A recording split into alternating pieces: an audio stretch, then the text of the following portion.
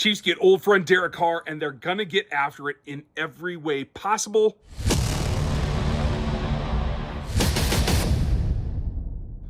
Welcome in. It's Friday. I know it's a weird Friday because we don't have a ball game until Monday night.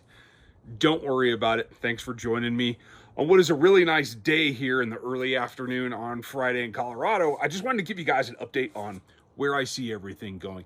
Dan and I are going to give you the full game preview for Sunday night, get you ready like we normally do. It will not be a live like we usually are on Sunday night, but we will have you ready, and then we'll be live post-game, Chiefs versus Saints, to give you our breakdown as well. Might even have something special to announce on Monday for a halftime show, so be aware there.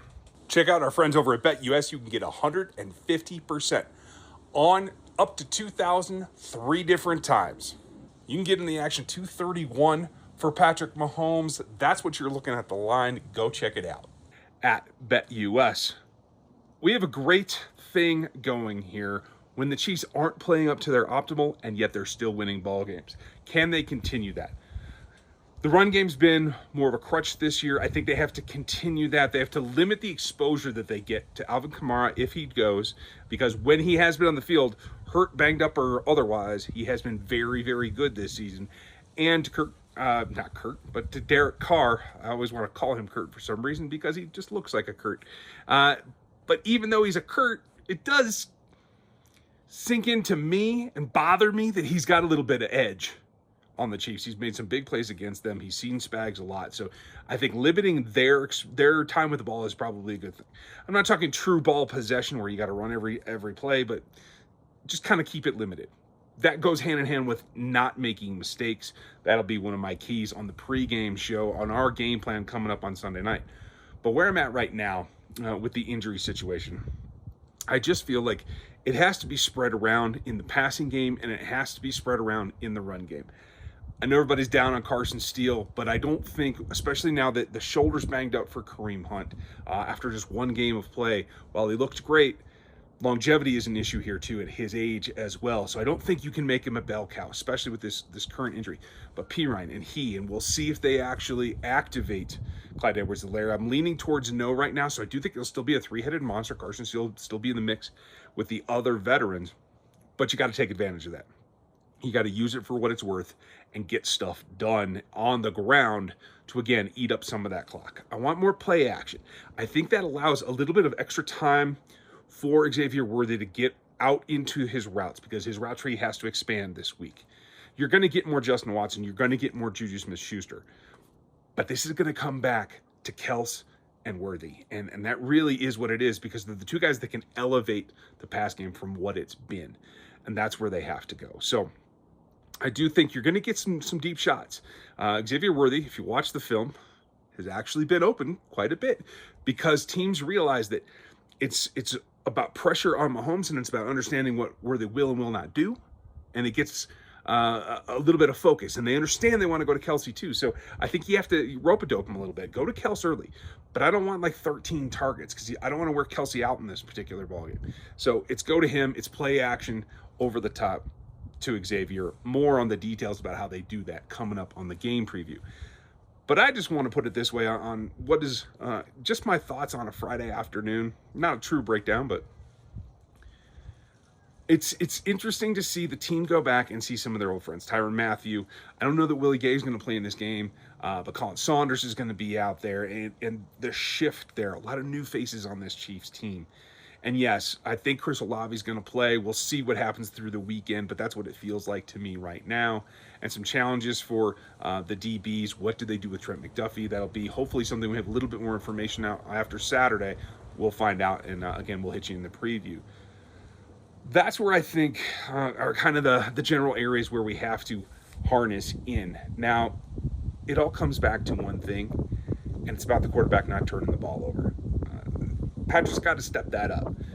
He talks about it. He understands. I thought his comments, that he felt like shit after hitting Rasheed on that interception. Well, if you don't throw that interception, you're not in that position. So don't throw him anymore. Get over it. I think he's trying to do too much. I think he's trying to be too much him. And I think he's expecting all the other players to jump back into where they are usually. Or for the rookies or the young guys to come along and get there faster than they actually can. Whereas he seems to be able to step in and get right back up to his elite status. I think that's part of the issue here, forcing things, pressuring himself, and not giving the guys the rest of the time that they need to kind of come along. That's where the evolution, he's up here and everybody's kind of doing this, and by the end of the season, they're meeting expectations and hitting where he wants to be and understanding what he's looking for. That's the difference here.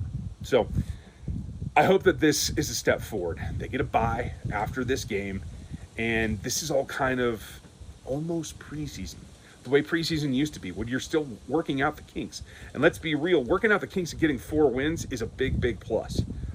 But it's still working out the kinks. So this is kind of like my quarterly check-in, right? When we had 16 games, we did quarter shows all the time. But at this point, quarter and a little bit less than a quarter because of the 17th game. They are on track for what I talked about all summer and all draft season. You had to get pieces that fit so you could make the 3-peat run. You have to get pieces that fit to balance the regular season and deal with these injuries. Is the trade still on the table? Yes. Could they be talking to the Browns right now? They possibly could. AJ Perry got let go this afternoon, and I do think that's important too. You guys know how much I feel about AT Perry, and I do think he has a place on this roster.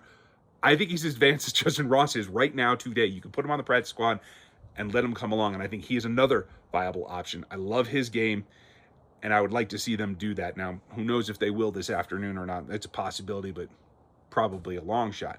But I think adding talent to make up for the lack of talent when guys get hurt, especially if she might be out the whole season, that's important. So I say take a stab at that. It's a free pickup of AT Perry right now. I want to see it. And that way, you kind of future guard yourself against further injuries, or if Hollywood is delayed coming back, or if you don't get Rasheed. Now, personally, I feel like if it was a clean tear, Rasheed would have a prognosis, and either they would have put him on IR for the year and said, hey, he's going to have surgery, he's not going to be back. Because they haven't, and like I told you, that the time that it happened, the day after it happened, when we didn't have an MRI result that said, hey, it's gone, we are putting him on IR for the season, that's when it started to creep in, like, hey, you might get him back for the postseason run, if not before. Now, it's a minimum of 4 weeks, but let's hope that it doesn't actually go that long. We're going to see how that works out, but I'm really excited to see what they can add in the meantime, because like when they added Juju Smith-Schuster, like, oh, okay, how are you going to get him into the game plan? How are you going to give him enough touches? Well, this is how.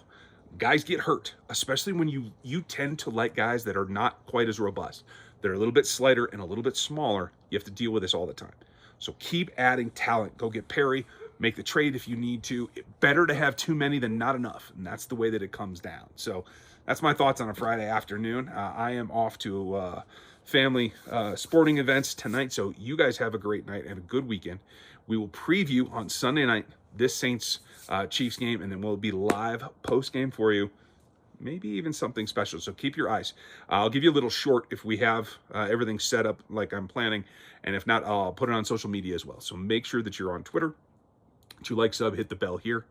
Thanks for all your support. Have a great weekend, and I'll talk to you next time. Thanks for watching this video from the team at RGR Football. Click these videos to see more, and subscribe to RGR Football.